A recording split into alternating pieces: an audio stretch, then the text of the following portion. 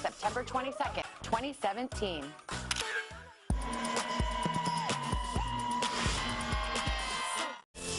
Plus, Snooze You Can Use. With more than a third of Americans saying they're tossing and turning at night, we're bringing in an expert to help you catch those extra Z's. This morning, new gadgets that could provide some relief. Thank you, Al. Well, this morning we've got more of our special series we're calling Snooze You Can Use.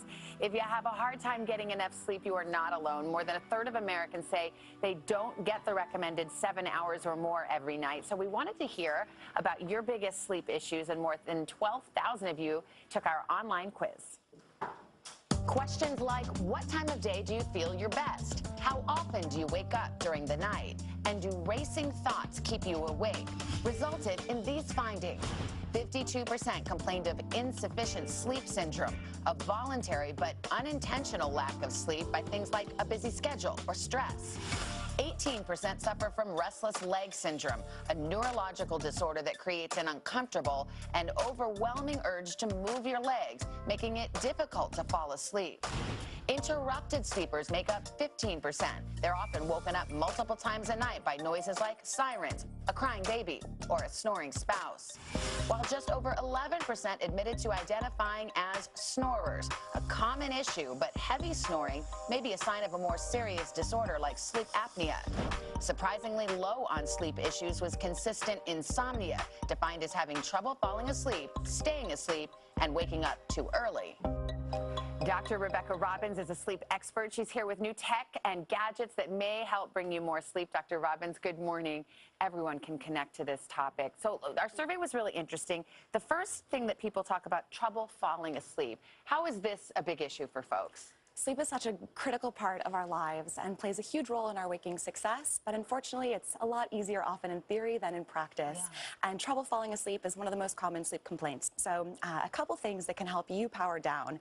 Now, light is a really important topic in the bedroom. Often we have tons of blue light devices, our cell phones, and often the lights that you can buy in the grocery store aren't optimal for sleep. So this is a cool option. Yeah. This is a light bulb that actually takes a blue light and transforms it to be on the warmer spectrum. Is that what we're seeing? Reds and yellow hues. Okay, yes, you can. So it's a little bit softer on the eye and allows you to read in bed before sleep without that blue light interfering with your rest. And what are these other things? Also important is starting to turn off the mind and prepare the body for sleep.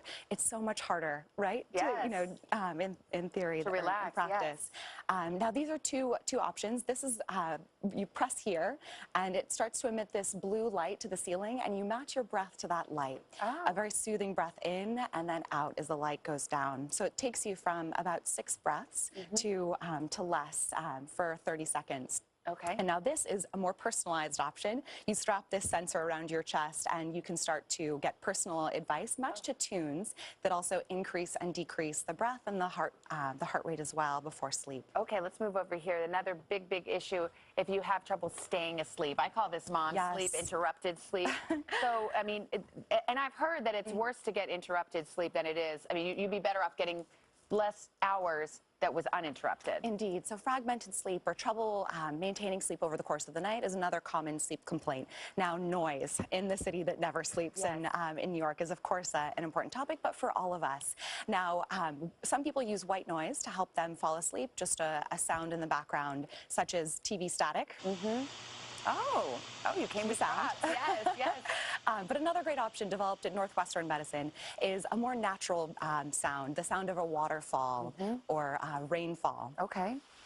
There we go. There we go. And then, just as I'm running out of time, this sheet set, what is this? Now, temperature also is key. Yes. So it's optimal to have bedding and sheets and pillows that can help you lower the temperature of your body over the course of the night. These are some sheets with moisture wicking technology. Oh. And this is a foam-based pillow that promotes air circulation at night. Okay, and then last but not least, of course, snoring. Whether you snore or your bedmate snores, big problem. Yes, indeed. Now, snoring is common. About 60% of Americans report snoring. It can be disruptive to a bed partner, so this is a cool option. It can pick up your snoring with this device, and then without doing anything, it will simply start to inflate your pillow and move your neck into a better position. Wow, that's fancy. And then I have 10 seconds. What are these? A little lower cost option is to take off the adhesive strip and place it on your back. That'll keep you on your side. My grandmother would do this with a tennis ball and a sock. Okay. So a little bit more low tech for my grandmother. grandfather, but now this is the last snoring-related device. There are some barriers to